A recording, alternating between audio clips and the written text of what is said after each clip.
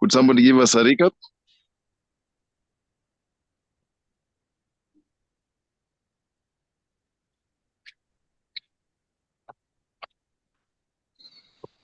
Yeah, we were talking about the sanctuary, the judgment day, the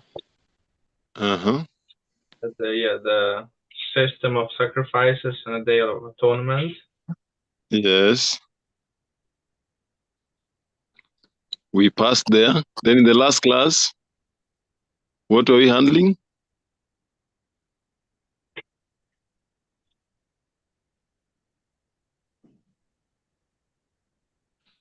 Class members who are taking their notes. Where did we reach?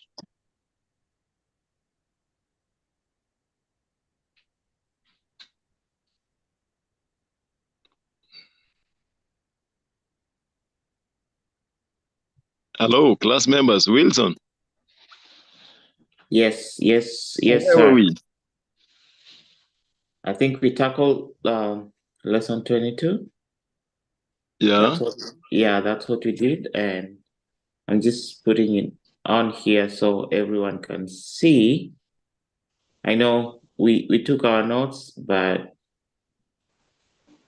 some reason I don't know.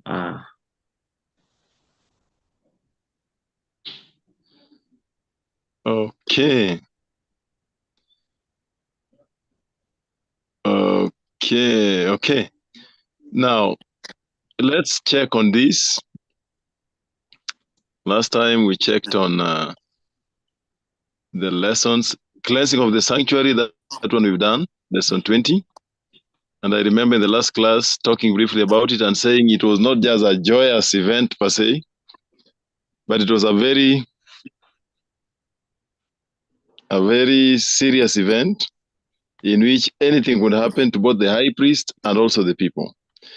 Then section 6, lesson 22, the return of Christ. The return of Christ. This also, as you look there, it's called the Advent. And we really talked about it because there were theories about what people know, what people have heard. And I remember we are talking about how it will actually happen. Because there are those who believe that there's another place where sinners will be or where they are kept. But the Bible is so clear that when Christ comes a second time, all eyes will see him. There are those who preach that only the righteous will see him. But I think that one is explained in number 3. Number 3, in the Advent, number 3, just the last section before 41. The second Advent erased. And then B, the righteous live with those who are resurrected. And then C, especially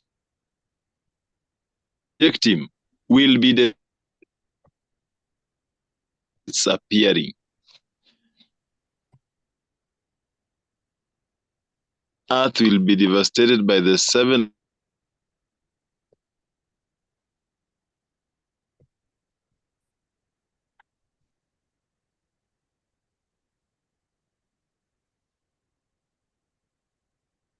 Did you guys hear Russell?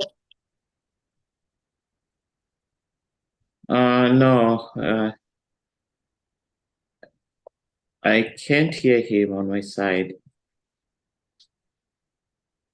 I cannot hear him. Yeah, probably.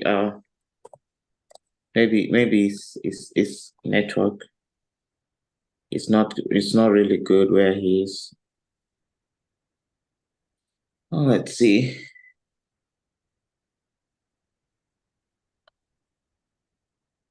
Yeah, he's muted. Russell, if you can unmute and try to get try to be in a position where we can hear you.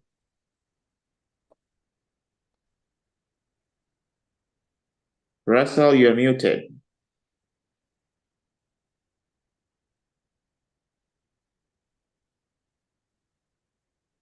Okay.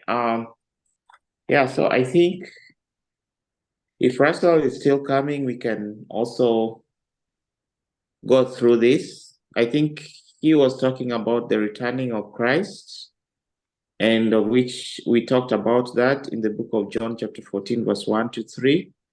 The promise of the second coming of Christ, we know what that entails.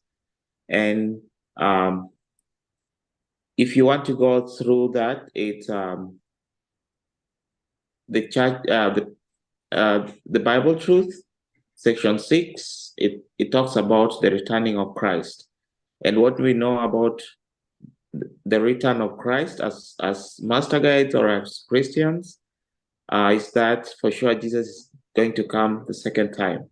And it talks about the doctrine of the second advent that occupies primary important in the Bible, especially in the New Testament, where it is estimated that there are 318 references to it in 260 chapters.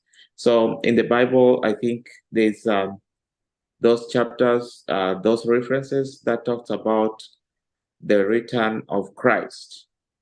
Point 2 talks about the manner of Christ's return. I think this one we talked about the other time as well in the book of Matthew, chapter 24, verses 23 to 26. And then it was talking about Christ stressed the importance of our knowing how he will return and why. And I think that's a fair question to us as believers. Also in the book of Matthew 24, verses 27, 30 to 31, I think you can take your notes and you can do this reference later. It talks about Christ's coming will be of such a character that it cannot be a mistaken or counterfeited. In other words, I think the return of Christ, every eye will see him.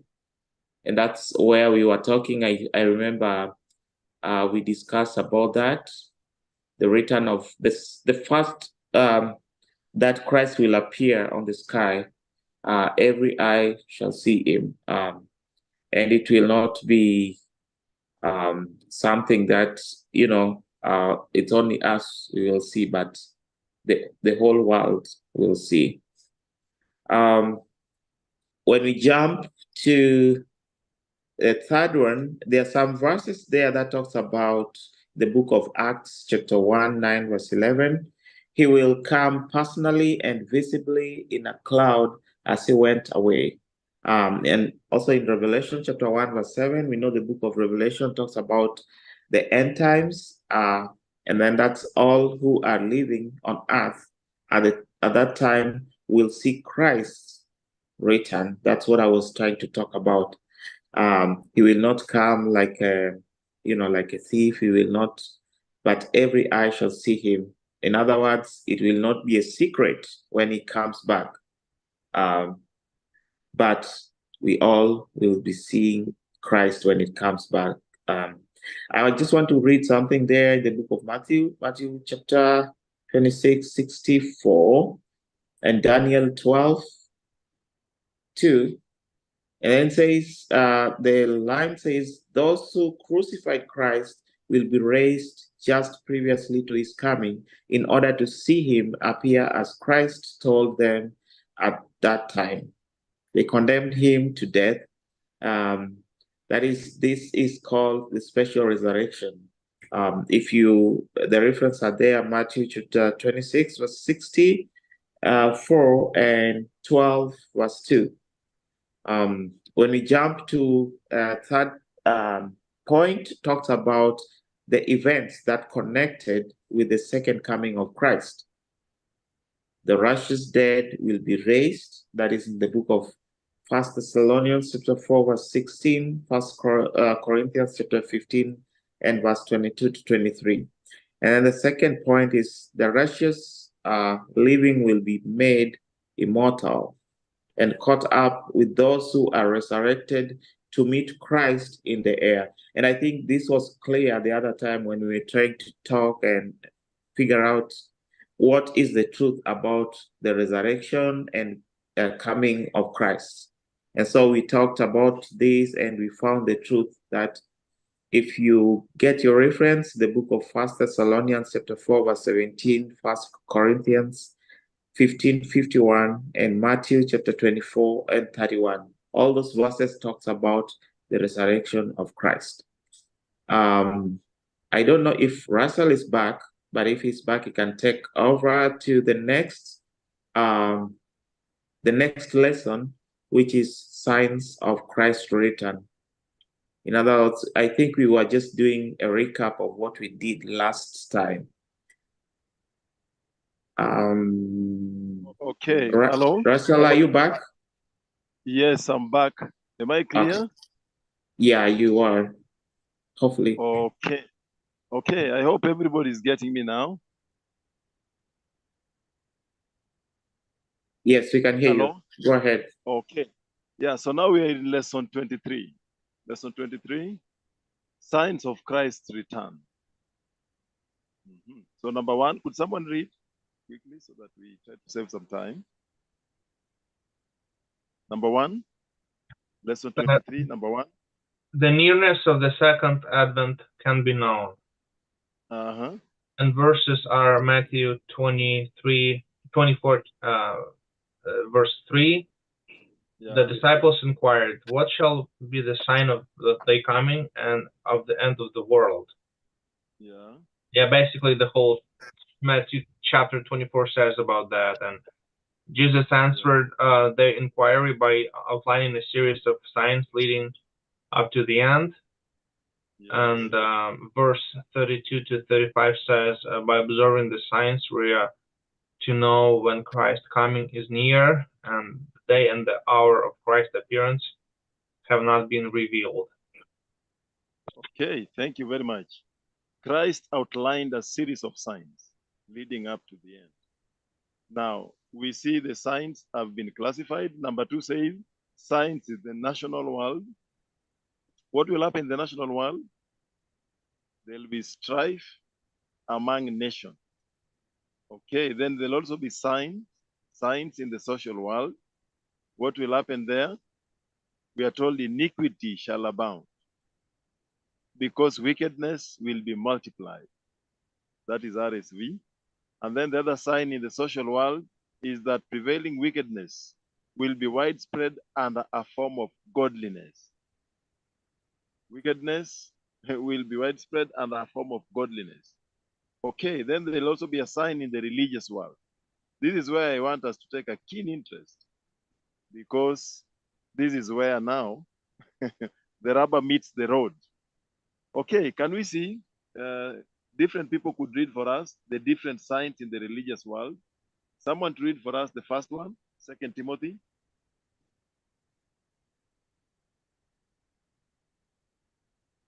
Yeah, 2 Timothy talks about men will practice the forms of religion, but fail to manifest its power in their lives. Could we read? Could you read from the Bible what the Bible is actually saying? Because this has been paraphrased.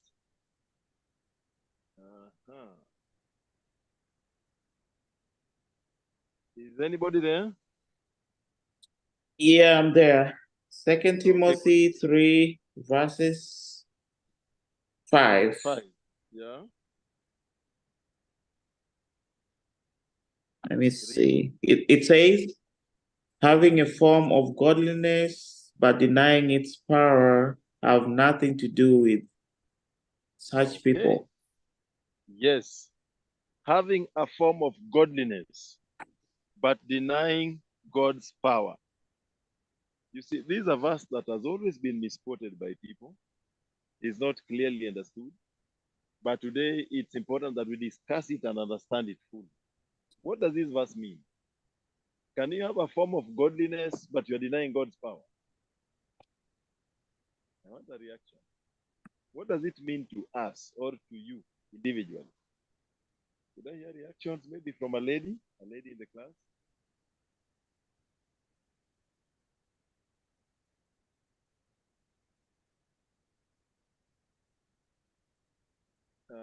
Okay, gentlemen. What does it mean to us? Russell, I can barely hear you. Yeah. It sounds really far away. Yeah, I think you sound really far away. You keep on going farther away. I don't know. Maybe if you have a earphone or the place you are in. Hello? Yes. Is this better? Yeah, that's pretty much better. Okay, I was asking this verse, what does it mean to us individually? And I wanted class members to react. And I asked, is it possible to have a form of godliness and yet you deny God's power? Yes. Yes, and I said I wanted a lady to react. How is that possible? Many of us practice religion, but sometimes our heart is far from God. But the power, how can you deny God's power while you're still godly? Possibly by not accepting his words. Yeah. Okay, thanks. That's one way. Any other person with another reaction to this verse?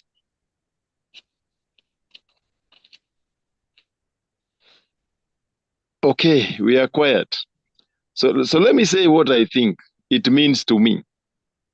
To me, what it simply means is that you can appear godly from the outside, from your dressing, from your talk, from everything, but you've denied the power of God to change and transform your character. And we see this every other day. You hear a person who we expected to be very godly and held in high esteem doing some things which you remain asking yourselves, how? We thought this was a godly person. From the title, it could be a bishop, a pastor, an elder, but whatever they do, now you start wondering, the power of God has not changed them. They've not been converted. So technically, on my side, it means you can come to church, get baptized, but you are really not converted. Your actions and all that you do are not converted. You are not, the power of God has not changed you, but you appear godly. I don't know. Am I clear? Yes. Yeah, no meekness. There's no meekness, no kindness, no gentleness. Yes. The fruits of the Holy Spirit are not found in you. Yeah. But on the outside, you have a badge which says elder, pastor, bishop. You are godly from the looks, even from the dress. But the power of God. Okay, so we are told that will be one of the signs. So I have a question about that. Yes. Yeah, so as we have talked, or as you have talked about, someone can be godly outward, but inward, Christ is not in is not like really accepting Christ inward. Can this person really change someone else to be a Christian or to be a godly person? Can this individual change someone to be a godly person? Yeah, so that's my question. Okay, class members, could someone react to that? It all depends on how they speak, because some persons are very influential, so they can influence other persons so that they can accept Christ, even when they themselves are not in contact with the Holy Spirit. Okay. Any other reaction? Wilson. I would like to hear from Jacob. I don't know what Jacob is thinking, but it can someone outwardly also like change someone also? Maybe Jacob, Vitaly. Katrina, what do you think? Well, at the end of the times, the religion will become something like I believe it will become a necessary thing, because people will be more religious than right now. I guess we will have some kind of events that will force governments to force people to go to church or to worship God. The Sunday law will be there, and I think the people will be kind of religious, but in the wrong way. Okay, now Wilson. Yes. I have a question. I think Vitally is bringing it in the right way. Yeah. Yes. You see, when it's Christmas time, nearly all Christendom, all Christian people profess to be Christians. Most of them celebrate this. They love, they eat, they enjoy themselves. But the truth is, do they really know Jesus Christ? So, because during Christmas time, people are so religious. They have a form of godliness. Everybody is going to the churches. But after that, what happens? The power of Christ, this Christ they're celebrating, do they accept his power to change them?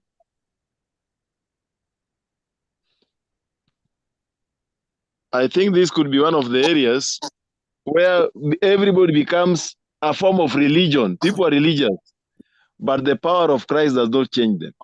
Because even as they celebrate, they are drinking, they are doing so many things which are contrary to the Bible. So thanks, Vitally. That could be one way of looking at it. So we can also change people, yes, Wilson. But once we bring them to our kind of life, they discover the power of God is not there. So they always come, yes, we can change them by our actions when we have a form of godliness. But once they come, they join us, they realize the power of God is not there. And sooner or later they leave. Or they even become worse than us. I don't know whether I'm trying to answer. Yeah, I think you guys have answered my question correctly, because today when I was in class with other colleagues, I noticed something which was a little bit strange, because out of the class that I'm attending, we are about 40 something students, and so we were just, the professor was just talking about the nutrition and the way of life and how people live. And to my surprise, I thought I was the only Adventist person in that class, because I haven't identified myself as an Adventist in that class. And so there was an interesting person who stood up and say, hey, she was talking about the lifestyle that the Adventist family lives, and she gave an example of the most people who have lived longer in the United States. They are actually from the Adventist family, and because this is due to the preachings that they tend to preach about the health, nutrition, and the way of living. And so I felt like this is a very good point, whereby we as Adventists, we can preach Christ outward and change somebody who is not an Adventist.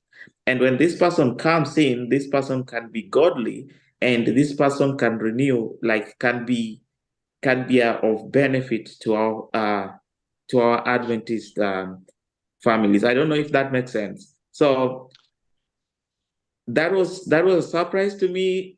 The person just stood up from nowhere. She's not an Adventist, but I'm surprised she learned that the most, people who tend to live like Christ-like, most of them are Adventists, and they are from the area of Michigan and some place in California. And they are actually the statistics says they are the most people who live longer, like than the rest. So if you live like in terms of what Ellen White teaches about health, about meat and all the stuff. Okay. Yeah, thank you very much. People who live, areas where people live long, if you wanted to Google or study more, are called the blue zones. Yes. The blue zones, and some of the two identified are California and Michigan in the USA. So that is true. Now, we were just on the first sign in the religious world. So we are told the first sign would be people would have a form of religion, but they would deny the power of Christ. The power of Christ will not be manifest in them. The second sign would be many false prophets shall arise. Now, on this point, I want to ask each of us here, have you met a false prophet? Or have you seen them?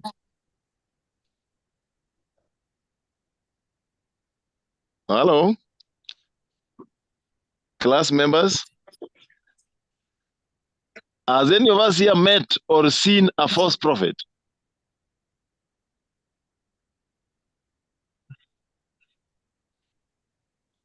Hello? Are we communicating? Am I clear enough?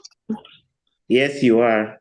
I think now, people when you are look still, at it, maybe they're still digesting this. Digesting, but I think to me, I don't know. When we talk about, maybe it's not clear. I don't know. When we talk about false prophet, what are the characteristics of false prophet? Like, what do we, how can we distinguish between a false prophet and a true prophet? Yes. Yes. So maybe that's a starting point where we can, if we see this kind of characteristics in a person or in a pastor or in someone who pretends to be a prophet or pretend to be a leader, then we see these characters are not in this person, then we can tell this is not a prophet. So I think if we address that issue, then we can tell a false prophet and a true prophet. Yeah. Okay. So the Bible is simply saying there'll be many false prophets in the last days. And so someone is also asking, they would like to know the signs and differences between a good prophet and a false prophet. I wanted to ask a question, because this is Bible truths. Is there any signs we know as class members which classify a true prophet and a false prophet? Yeah. Could we briefly talk about some signs? The first person. Well, what are some of the signs? Yeah, the true prophet will follow the Bible and follow the God's law. It's the first thing to check for if prophet is true or not. So they'll follow the Bible. The second thing about the true prophets, their actions will follow their deeds. In other words, what they do will align to what they say. Okay. Yes, what they say and what they do will align. Okay. The other way you could know a false or a false or a true prophet, the biggest test is if what they say come to do what? To happen. Yes. I'll maybe in the next class we might talk about the verses, relevant verses for us to know the true and the false prophets. But Christ had warned that many prophets would come. And the Bible does not only say prophets, it also says many Christs.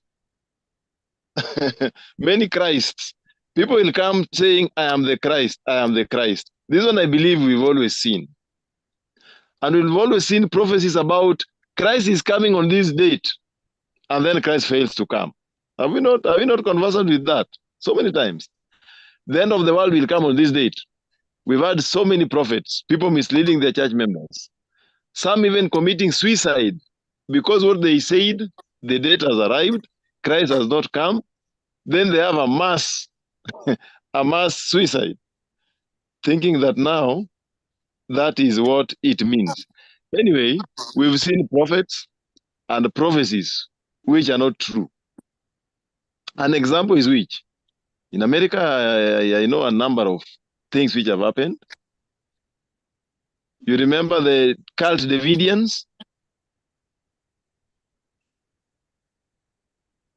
Who? You remember a man called Koresh in the US? Oh, yeah. Yeah. Was that a false prophet? Yes. Yeah. So their actions, they are not depending on Christ. They predict their own things. If they don't come, they commit suicide, and so forth and so forth. So we can have some time, maybe in the next class, to discuss more on that. But now let's go to number 3. Number 3 is reports will be made that Christ has appeared already. Christ has appeared. In my country here, in Kenya, we have a number of people who call themselves Christ. And one of them was recently even taken to court. He was calling himself Christ. People are worshiping him. But when he went to court, he won his case. I believe Wilson is conversant with this. He said he's not called himself Jesus of Nazareth. He's called himself Jesus of Tongaren. And so the courts left him because he demanded. He said, if you think I'm wrong, who is accusing me? Call that Jesus of Nazareth here so that he can accuse me that I've taken his name. And so when he was asked, who are you? He said, I am Jesus of Tongaren. So the courts left him because he won his case. He was not calling himself Jesus Christ. He was calling himself Jesus of Tongaren. Anyway, do you know of any other case, a class member, of another Jesus somewhere? I believe each country at some point of time has its own version of Jesus or Elijah or some kind of... Yeah. So you see, yeah, these things. And I think also some people, they don't, as yes, these things will, as you say, they will keep on popping up, coming up. But the truth is, even the law, I don't know, even in America, if the law does not abide someone to call himself Jesus or something like that, someone can just come up and say, hey, I'm the Jesus. And I don't know, but I don't know the law, but I think someone can easily win that case. So I think this is a spiritual matter. And as Vitaly said, each and every country, a race, gender, people will just pop out and say, hey, I'm the Jesus. They will claim that they are the Christ. I have come. I have come. Just like the one you're saying, he's the Jesus, and he believes that he's the one who was sent by God and no one else. And for him, for some reason, maybe it's right according to him, according to how we perceive it. I don't know. Yeah, but I think those are the signs of false prophets and false Christs that are appearing. Okay. Yeah, so every country has its own version of a Christ, a prophet who has just appeared. And they claim they are the rightful prophets or Jesuses. Anyway, that's interesting. Number 4, the 4th sign here, we are told, many will be influenced by evil spirits. Now, have you seen this around you? Around you? Have you seen people who have a spirit in them?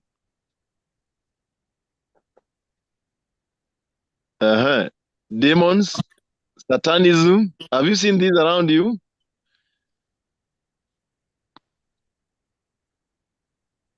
Yes.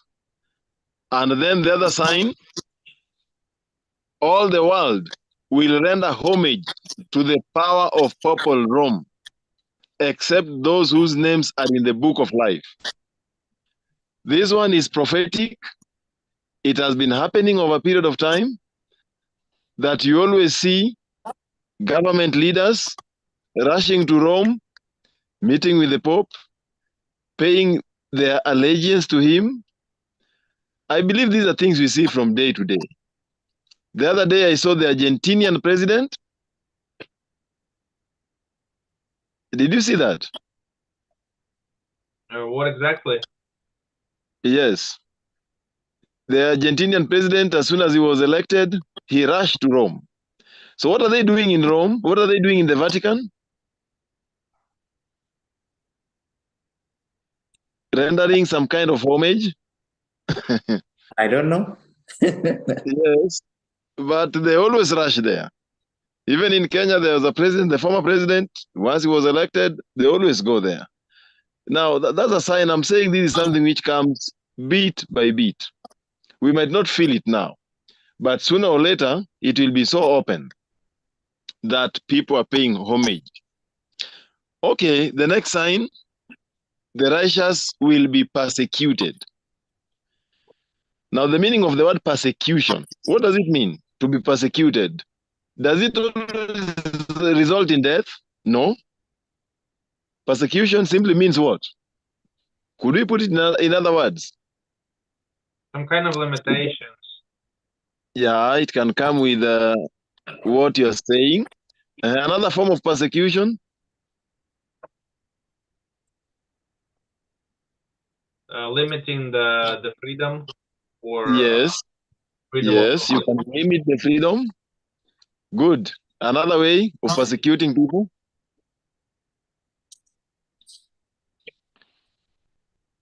Denying them some things. You've always heard it. They say, we will employ. But if you cannot work on Sabbath, we will not employ you. You cannot get employment. Another way of persecution?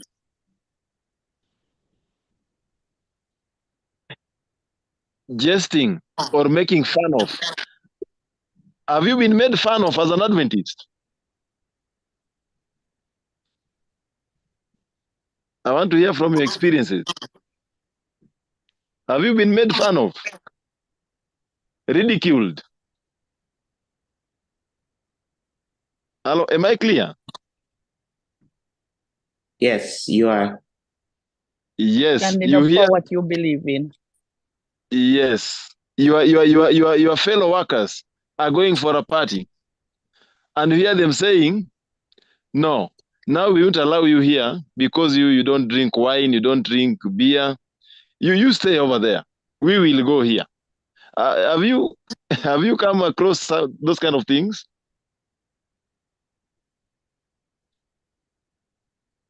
Yes. Yes. That's a form of persecution also.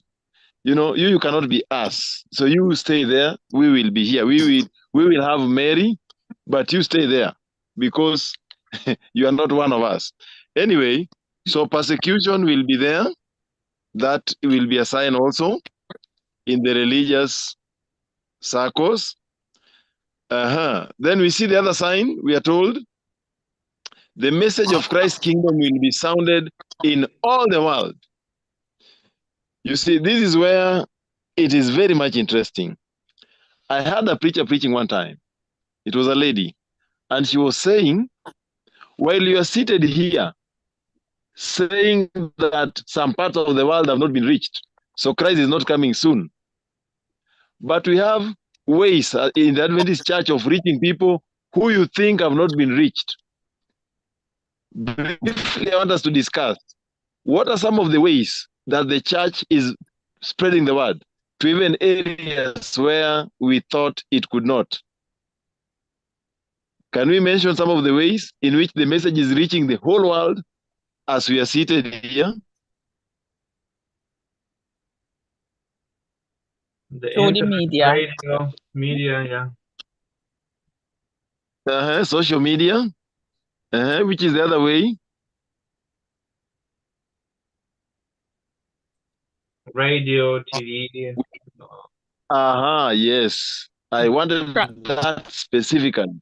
Radio. Leave alone TV. Radio. Radio will reach people in the remotest parts. The other way? Distribution. Yes, distribution of tracts. Yes, that also goes far away. Which other way? Postal cards and mails, and those are some of the ways. And there are people who are mailed. Yeah. Yes. So that's why we are told the end might come all of a sudden. Because as we are thinking, the message has not reached some parts like Russia, where, but people are getting the message in various forms. And we are told that will be a sign. Before Christ comes in the religious world, the message will reach a big area or the whole world. Now that one is also found, the verse we find is in Matthew 24 verse 14. I think as Adventists, this is one of the key verses we have. Matthew 24 verse 14. Could someone read it? Could someone read, please? Matthew 24 verse 14. And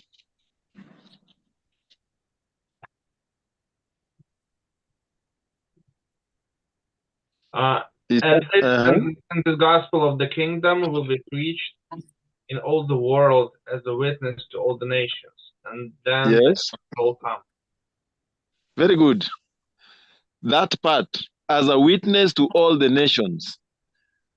As master guys, do we understand that portion? What does it mean? That the time is near. As a witness. Yes, it depends on the context. You're looking at this verse. For us, the message, it means what? It means that everybody has to hear the word of God before the end comes. Okay. Everybody will be a witness that they heard about Jesus Christ. Yes. The other way of looking at it, why does the Bible say for a witness? It will be preached in all the world as a witness to all the nations. Then the end shall come. This has to do with judgment. So finally, when people will be judged, they will say, surely we heard. Just like during Noah's time. All of them saw him. All of them heard him for 120 years. But they refused to enter. So by the message reaching the whole world, God's judgment will be just because everybody will have knowledge. There's another verse which also says that in the end times, the whole world will be filled with God's knowledge, the knowledge of God. Okay, that's interesting. Now, the last sign, the last religious sign there says what? Men will scoff at the message of Christ's return. I want us to read this verse because there are versions which have said even the names of those men will scoff. What they are called in one term. Can we read 2 Peter chapter 3? What are these people called? These ones will scoff at Christ's return. The book of 2 Peter chapter 3, verse 3 and 4. Our class member could read for us. Knowing this first, that scoffers will come in the last days, walking according to their own lusts, and saying, yes, where is the promise of his coming? For since fathers fell asleep, all things continue as they were from the beginning of the creation. Yes. Okay. That's very interesting. The other versions, what are these scoffers called in the other versions? They laugh. There's a version which calls them who? There's a version which says scientists. will come. Who has that version? Okay. Yeah, scientists will come. These scientists may be in the form of geologists, archaeologists. Who else? The Big Bang Theory. They may be astrophysicists, you know, all manner of scientists.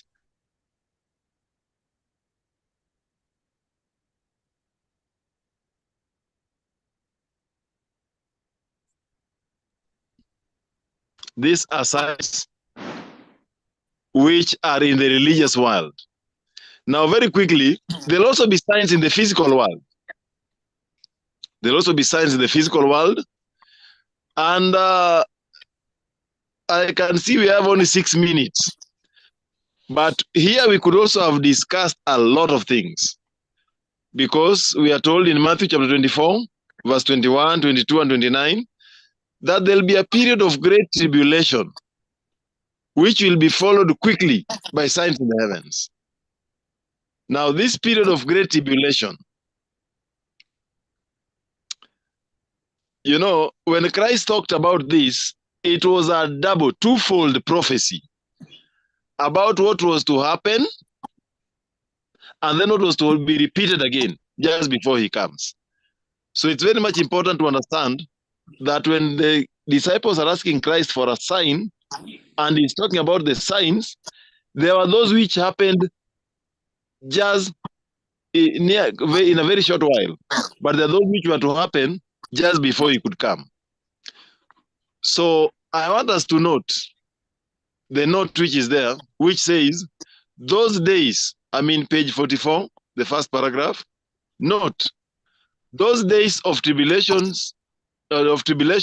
mentioned in verses 22 and 29 are referred to in Revelation 12, verse 6, 13, and 14 as a period of 1,260 days or 1260 years. Okay, we understand that. This period of persecution has reference to the time of papal supremacy, stretching from the establishment of the papal power in 538 to its overthrow in 1798. Although the days do not end until 1798, persecution has generally ceased by the middle of the 18th century. For the elect's sake, the days were shortened. Okay, then in Mark, we also have the darkening of the sun, which was to occur in those days after that tribulation. That is between 1750 and 1798. Then in Revelation, the dark day was to be preceded by a great earthquake and followed by falling stars. So you see, in the physical world, Christ had predicted, and John the Revelator, who was also revealing what was to happen, which he was told by Jesus Christ. That's what he says. Also predicted more signs in the physical world. And then we are told now, note again, the divine order is as follows: great earthquake, dark day, falling stars. History testifies to the fulfillment of the prophecy. These things happened in these years which are here. I have a question to the class up to here. I've always told you, I remember telling you this, that you cannot detach our church heritage from Bible prophecy. You remember? And by extension, Bible truths. Because our truths are based on facts, they are based on dates, they are based on years, and they are based on the prophecy which the Bible is giving. So the physical signs which are here will also be repeated, the ones which we are seeing. Before Christ comes again, before Christ comes again, there will be a great earthquake. That one we know. The stars will be rolled back. So there will be darkness, but Christ will be the light now. And then the stars They'll not fall this time, but they'll be rolled. All the sky will be rolled back as a scroll. So this was a twofold prophecy, which was being prophesied here. Now, in number 6, we have other signs, physical signs. The Bible talks about the sea and the waves roaring. That is distressful conditions among the nations. In other words, no settlement. You try to settle this, another problem arises. This is where we also have famines and pestilences, plagues, or rampant widespread diseases. That one we've witnessed with our own eyes. And so, as all these things are happening, number 7 talks about the need for preparation, the need for us to prepare. We've been told to watch and be ready. And then lastly, we are told, if we do not watch, we may leave our preparation for Christ's return until too late. Now, class members, I'm just trying to rush because of time. But we are told down there now we can take our notes. So very quickly, I want our reactions. Based on all this, what can you say? First person to react. That the Christ is coming soon. Yeah. You can attest to it.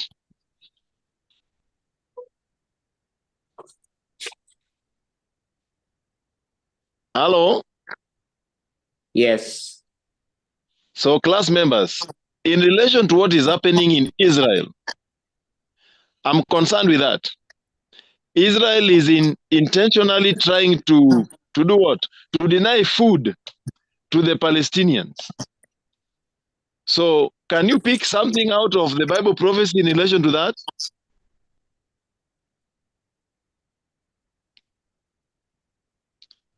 The Bible talks about famines. Famines.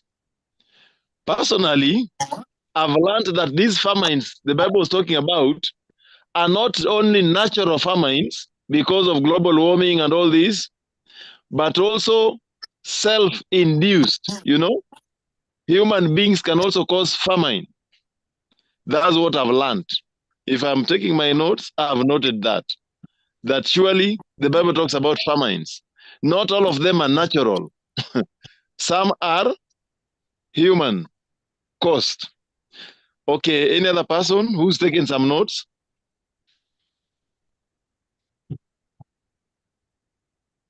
Anybody with some more notes? Okay, now they need to prepare. Someone is reacting? Pardon? Okay, need to prepare. Need to prepare. How should we prepare? Can someone react to that? As Adventists, are we prepared?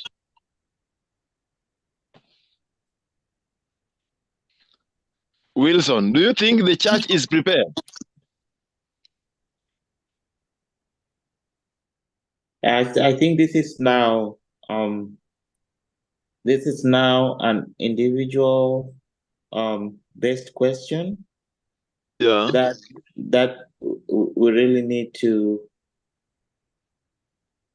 evaluate ourselves and ask ourselves if we are prepared for the soon return of Christ. As we talked about the signs of the last days, how things are unfolding, and what is going on across the world, east, west, all the parts of the world, and what the prophecy has said about it. So to me, this is a personal question that does not, to me, that does not involve yes, as a community, as a Christian, it is a question that we really need to address individually. So I think based on this question, yes, to me, I might say I am praying that I get prepared and Yeah, and I asked God to help me make some good decisions about his soon return. Okay. So as we conclude, we have the word WWW, which used to mean World Wide Web. But Christ is also using the same three W's to warn us on our preparation. Christ is saying, watch, wait, and work. Blessed is the worker who Christ will find working and watching. So there's watch, work for Christ, wait for him. My last verse I want to give as we conclude is in Revelation chapter 17 and verse 14. Let me end with this verse. Revelation 17 and verse 14. Revelation 17 and verse 14 says this. This will make war with the Lamb, and the Lamb will overcome them, for he is the Lord of lords and King of kings. And those who are with him are first and foremost called, and then chosen, and then faithful. If we believe we've been called of God, God has chosen us to preach his word at this time, then the best thing is to remain faithfully watching and working and waiting on the Lord and praying. So we have a WWWP. We should be found faithful. Thanks, class members. I think our class for today will end here. And may God bless all of us. Thank you, Russell. Yes. Okay, yes. Thank you, Russell, for taking us through that. I believe that was a powerful lesson for us to learn as master guides. And I encourage